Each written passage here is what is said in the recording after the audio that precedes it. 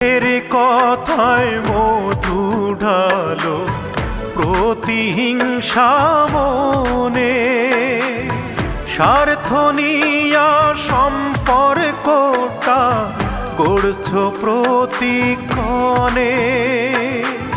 নিজের ষোলো আনাই তুমি, নিজের ষোলো আনাই তুমি, যখন তখন বুঝছো মরলে বন্ধু সবাই মাটি, জীবন অতি তুচ্ছ। মরলে বন্ধু সবাই মাটি, জীবন